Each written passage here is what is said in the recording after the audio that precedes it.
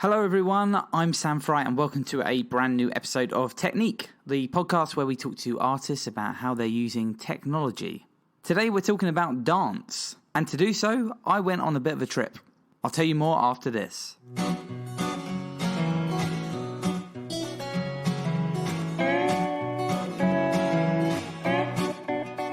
Back at the end of May, start of June, I went to India. In fact, I went to Bangalore. And while I was there, I met a fantastic dance organisation, Attakkalari. So I figured, why not go speak to them for one of these podcasts? I'm Jayachandran Palazhy, choreographer and artistic director of Attakkalari Center for Movement Arts, which is India's premier contemporary dance organisation.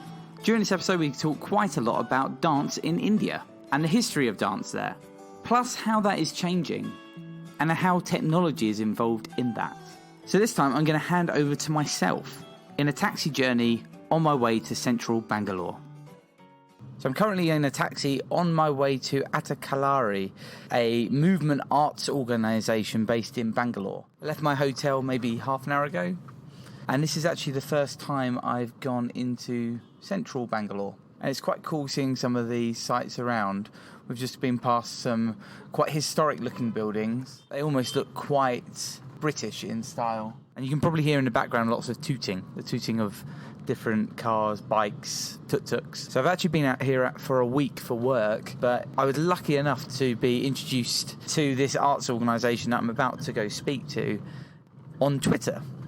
It's the wonders of the social media world, and they're based pretty centrally in Bangalore. So this will be not only the first podcast where we're interviewing someone from the Asian continent, but it's also the first one recorded in a different country. All the others that have been recorded with people outside of the UK have been done by Skype. So it's quite cool in that way. Technique goes international. Anyway, I'm looking forward to the interview. Let's see what they have to offer.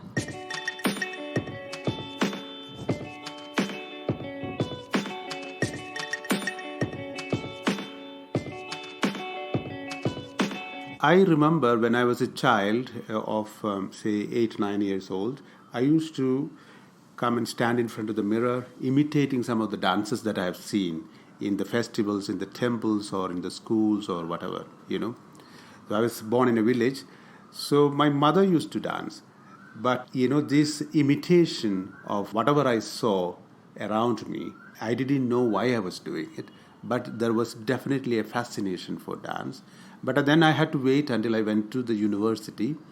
Then I was in the university hostel, because the boys were not encouraged to dance in India at that time. Now it's actually quite different, but at that time, because I was very good at studies, so I was supposed to go for engineering or medicine or that kind of profession. My sister and brother and all have become engineers. So when I went to university, I could learn dance in the evenings. Then after my graduation, I took up dance full time. So I went to Chennai, where I learned Bharatanatyam, Kathakali, and also Kalaripayattu martial art. That was until 1987, when I went to London, where I then joined at the London Contemporary Dance School, where I took contemporary dance, ballet, and choreography, things like that. And I had a company, a project-based company in London for some time, before coming back to India in 2001 to set up Attakkalari Center for Movement Arts in Bangalore. So that's my kind of story in a nutshell.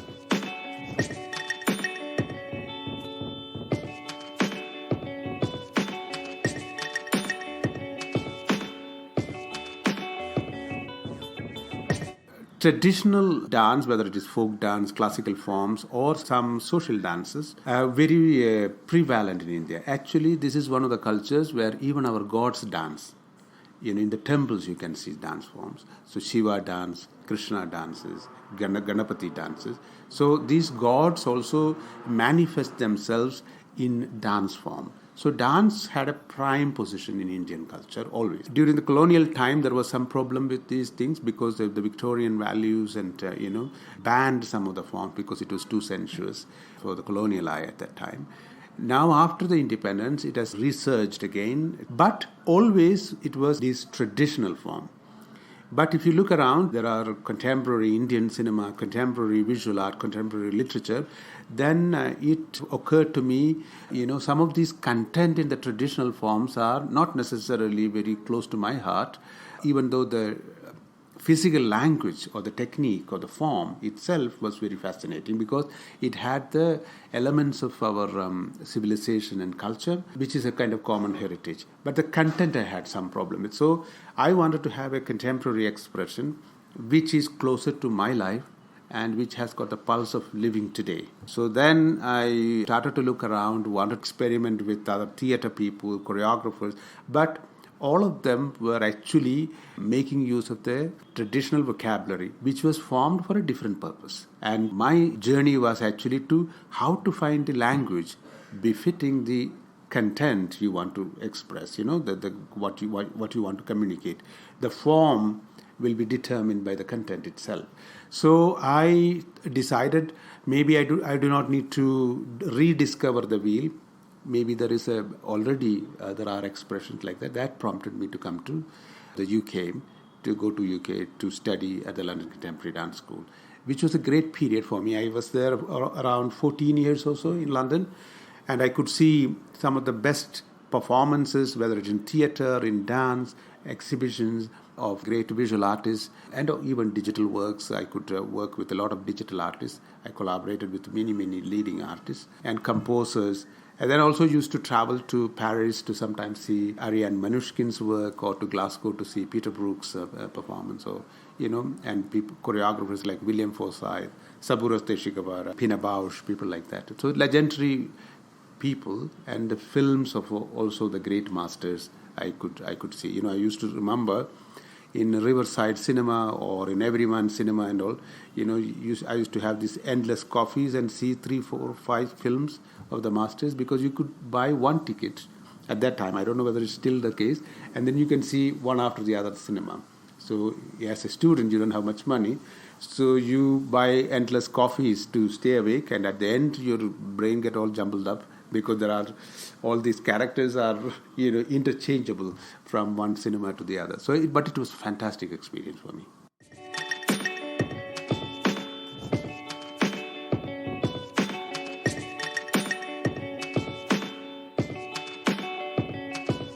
If you look at any work of art, or actually anything in life, it is actually pattern making. Whether it is a language, whether it's music, whether it is visual art, it's all about patterns. And the idea is, if you are able to decipher the patterns, then you are understanding the art form, you are understanding and appreciating the art form.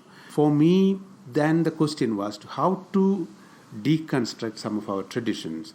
And the period I spent in London gave me a welcome distance from the tradition in which I was immersed in, All my early life was in India, and I was very much part of the social, artistic and cultural life of the country. But going to London for that period of time was very good time for me to reflect on these things and to analyze how the structures of the artwork is constructed, and how you can look at your own traditions and understand what are the components that makes that particular form or particular tradition. So this prompted me to do a lot of research. We did a research into teaching methodologies in Indian performing arts. We did a research called Nagarika. It's a series to find out the concepts of body and principles of movement that govern these traditional forms of dance or martial art or body care systems. So that helped me to extrapolate these concepts into the movements which I generate, responding to contemporary life experiences or memories or imagination. So that gave rise to a kind of a new language. So Attakkalari has, in that way, we have developed a kind of a unique language, which actually has elements of the tradition, but not in the outer form, but in terms of spirit, in terms of its soul, the concepts and the principles. It also embodies the pulse of today, living today. And I feel contemporary dance or dance is the art form for 21st century, because it actually activates or animates the entire body, the entire sense of being, your spirit, your body, your mind. In other words, the entire sense of being come alive. because this is the only area, this is a final frontier which we can say belongs to us. Most of the spaces are taken by commercial enterprises or media or whatever. So I value this as a sacred space. That's why, even though form like dance doesn't have that much kind of money or commercial return, there is something about its resonance to a fuller living.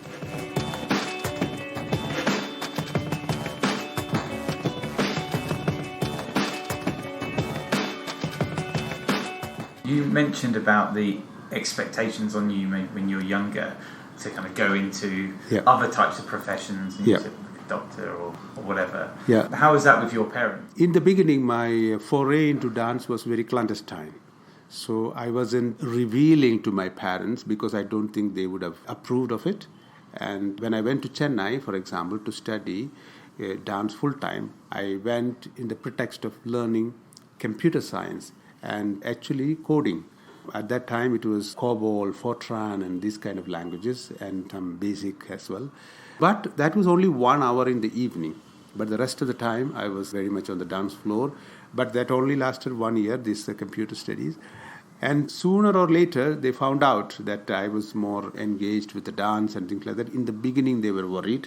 But later on, they became quite proud that I managed to achieve in my own small way. And, today I feel Attakkalari has really served a purpose of bringing contemporary dance to India and to give rise to many young artists today working in India. You want to make dance a viable career for young people? I was just thinking why certain things are valued more and why certain things are not. Like, for example, there were occasions, like I read a few years ago, a Japanese guy who bought, I think, Van Gogh's painting or something, shelled out millions. And then what he wanted to do, when he died, he wanted that painting to be buried along with him. So it is that commodification of work of art or general in whatever in life. I was thinking, this is where actually the commercial kind of world is moving towards. Then I was thinking, what is a way to value your experience? How do we put a value to the experience? When I started setting up Attakkalari in Bangalore, there was a lot of schools and other people used to come and tell me, why don't you do a workshop in our school? It will give you exposure. We can't pay you, but it will give you exposure. I said, no, thank you, because you pay your teachers, you pay your other staff in the school. So I cannot subsidize a dance service for your school. Exactly the same way you will pay your other employees. So that stand actually helped. Now today, in Bangalore, there is so much demand for dance teachers in schools and colleges. Actually, there aren't enough trained dancers. It is the story of the whole of India. There are a lot of dance activities happening, but actually well-trained dancers are in short supply. And I think whether it is in dance or theatre or many performing arts, the country needs so many qualified professionals. That is where Attakkalari can play a big role. And our diploma in movement arts and mixed media, program is one of its kind in the country and has produced many artists, over the years.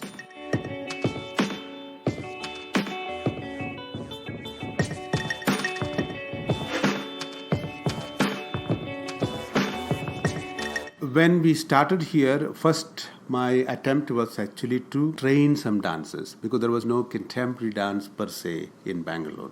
So the first thing was to get some dancers together and make that training process, which I was working on for quite a bit of time. So when I started to train people here, I could delve into this experience I could gather over the last few years, and that prompted the training process. Then I started to gather also teachers, not only from Indian traditions, but also experts from the international performance area, like contemporary dance teachers, ballet teachers, all used to come. And in the course, we also have stage technologies, the evolving stage technologies, whether it is light design or digital technology, things like that. And I think this is important because if you look around, our thinking has changed because there is a new self in the post-digital revolution. It's not the old kind of self. Our thinking pattern, how we edit thoughts, how we formulate our thinking, It is also to do with the way digital media allows you to edit or organize its thoughts in a non-linear fashion. This evolution of this kind of new self will play a big role in terms of the way the art will be developed all around the world, and particularly this has got a resonance in India, because if you look around our cities, on the one hand you can see in Bangalore, for example, the latest technology in digital technology as well as biotechnology, but also aerospace and things like that.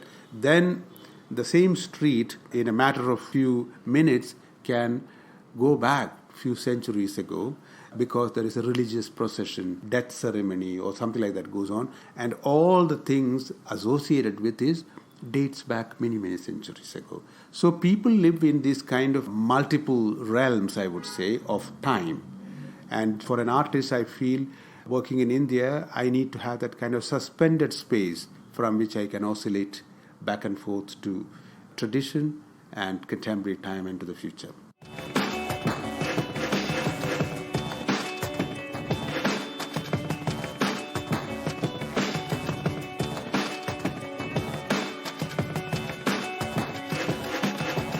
So digital medium allows you to bring your focus to a specific area of the body or specific aspect.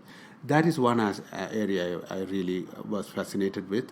And the other one is also, unlike plastic arts, the scenography today can be quite non-linear. With a click of a mouse, you can change the whole scenography on stage. So this interactive scenography attracts me quite a lot. So we did experiment quite a bit in the early years. For example, this project called Cell Bites project in the university, Arizona State University, and then later on in the Middlesex University in London. And that was actually about the telematic performances and how you can organize choreographic ideas with a delay. So it's like, for example, if I'm doing a duet in Bangalore with somebody in London, so there is a little delay. But nowadays, of course, video conferencing and all does these things much better. The technology has really improved. But that foray into technology put me in touch with many artists who are working with the digital media from Germany, from UK, from Japan. So over the next years, some of my works, I was very much fascinated by the digital technology. I am very much interested because I think dance is the 21st century art form. Digital technology is the 21st century life itself.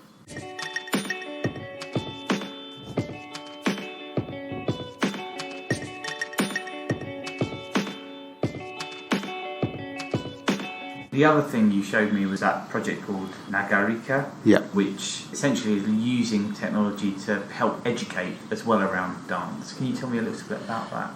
Nagarika came out of our long years of research to find out what are the concepts of body and principles of movement embedded in Indian traditions, whether it is dance or martial art or body care systems.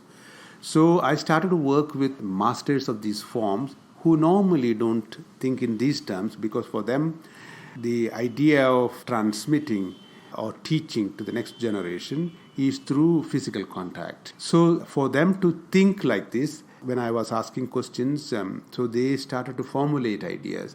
And then we invited them to the studio, and under kind of restricted specific lighting conditions, we recorded so that the figures are only seen. So there, with a beautiful demonstration of the practitioners, then the teachers are explaining the concepts and principles of movement embedded in each of the sequences. So when if you are interested in how these forms are constructed, this gives a fantastic insight. So we have done 2 forms in the series, one on Bharatanatyam and the second one on Kalaripayattu, both trying to dissect the concepts of body and principles of movement in these forms. We are starting to think about and going to launch a new initiative called Incubation Center. We call it ICAM, Incubation Center for Arts and Media. So the idea is there are a lot of young artists who have emerged from Attakkalari over the years, but also from other places in India. Now, some of these artists do not have production support or facilities so that to realize their dream. So the incubation center will give such a platform. We have done 8 or 9 editions of Facets choreography residency, but we never had the possibility of following that choreographer. But the incubation center will probably change that, and we hope this will give a new impetus for creative journeys of young people in India.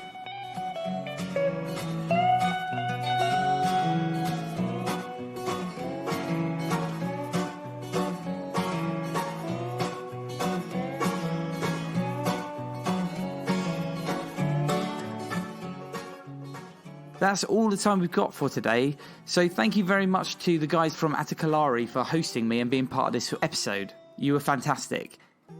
If you're interested to find out more about their work, you can find them on attakkalari.org. That's attakkalari.org. Or you can find them on Twitter with the same name. Otherwise, I just want to say thank you to those that created music again for this episode. Big thank you to Sean Miller and also to Josh Armistead. Otherwise, I look forward to speaking to you in a month's time. In the meantime, take very good care of yourselves. Bye.